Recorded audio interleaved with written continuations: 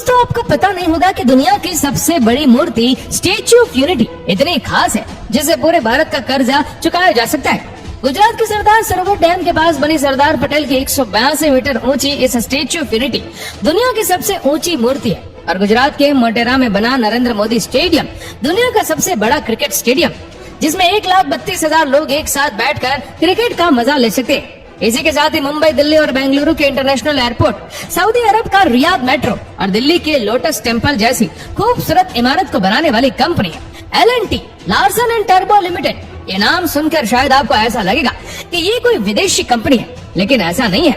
L&T भी टाटा, बिरला और रिलायंस जैसी अपने देश की एक कंपनी है जिसने इंडिया के डेवलपमेंट के लिए काफी काम किया है। वैसे देखा जाए तो कंस्ट्रक्शन का काम L&T का बैकबोन है और उनके डिजाइन, आर्किटेक्ट और इंजीनियरिंग का लोहा दुनिया मानती है।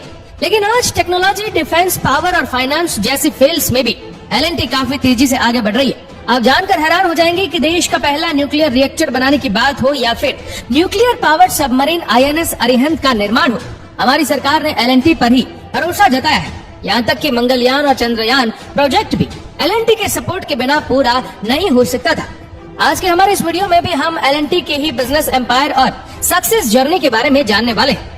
दोस्तों, L&T की स्टोरी की शुरुआत 1934 में हुई जब डेनमार्क की एक मशीन बनाने वाली कंपनी ने एक सिविल इंजीनियर सोरेन क्रिश्चियन टूर्बो और एक केमिकल इंजीनियर एनिंग हॉक लार्सन को एक सीमेंट कंपनी के इंस्टॉलेशन और मर्जर के सिलसिले में इंडिया भेजा। दरअसल लार्सन एंड टूर्बो दोनों कॉलेज फ्रेंड थे। जब 1939 में सेकेंड वर्ल्ड वॉर शुरू हुआ तो डेनमार्क पर जर्मनी का कब्जा हो गया और ये दोनों दोस्त वापस नहीं लौट सके। इंडिया में ही रिफ्यूजी की तरह रहने लगे और यहीं रुककर कोई बिजनेस स्टार्ट करने का फैसला किया।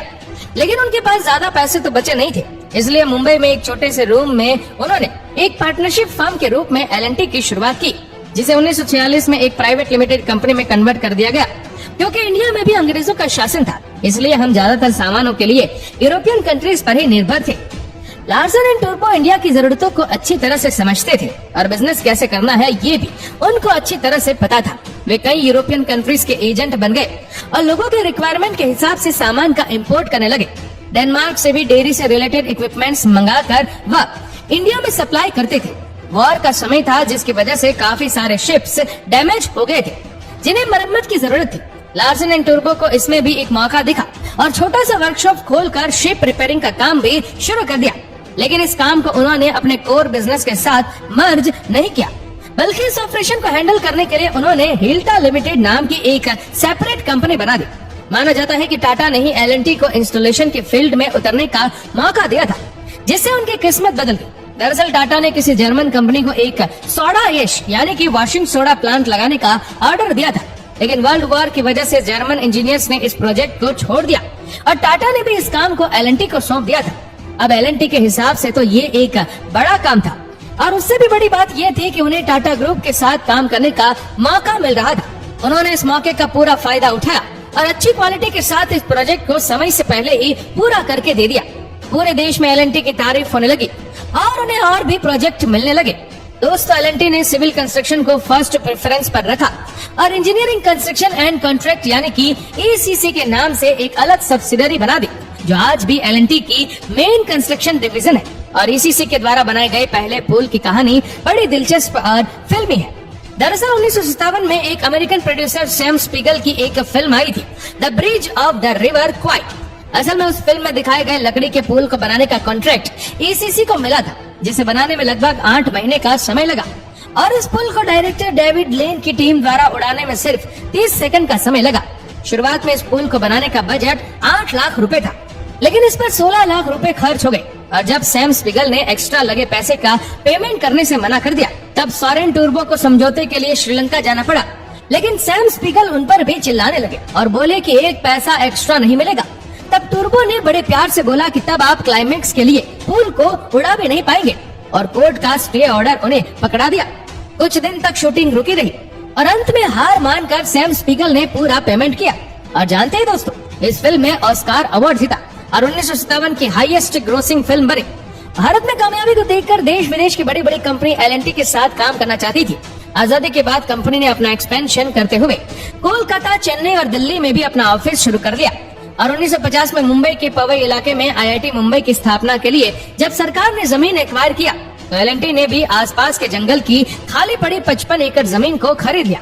चारों तरफ दलदल और कूड़े का अंबार था, लेकिन जब L&T ने उस एरिया को डेवलप करना शुरू किया तो सैकड़ों लोगों को रोजगार मिला और आज कवई की दिशा बिल्कुल बदल चुकी है। 1950 में ही L&T एक पब्लिक कंपनी बन गई और कुछ दिनों बाद मुंबई ऑफिस को बलाड स्टेट के ICI हाउस शिफ्ट कर दिया गया, जिसे बाद में L&T ने ही खरीद कर अपना हेडक्वार्टर L&T हाउस बना दिया। 1965 में लार्सन एंड टूब्रो के डेडिकेशन को देखकर डॉक्टर होमी भाभा ने उनसे न्यूक्लियर रिएक्टर को बनाने में सपोर्ट करने के लिए कहा। हालांकि उस दौर में न्यूक्लियर रिएक्टर बनाना घाटे का सौदा था, लेकिन देश की जरूरत को देखते हुए L&T ने फर्स्ट न्यूक्लियर रिएक्टर का निर्माण किया और 70 के दशक में विक्रम साराभाई ने L&T को इसरो के साथ काम करने का मौका दिया। इस तरह L&T देश के न्यूक्लियर और स्पेस प्रोग्राम के साथ भी जुड़ गई और 1985 आते आते L&T DRDO के साथ डिफेंस इक्विपमेंट के डिजाइन और डेवलपमेंट पर भी काम करने लगी और आज वह देश के लिए कई तरह के defence weapons, missile system, command and control system, engineering systems और सबमरीन का निर्माण करती है। दोस्तों, L&T के बढ़ते कद को देखते हुए देश की सबसे बड़ी बिजनेस फैमिली अंबानी और बिरला ने L&T के हॉस्टाइल टेक ओवर की असफल कोशिश भी की थी।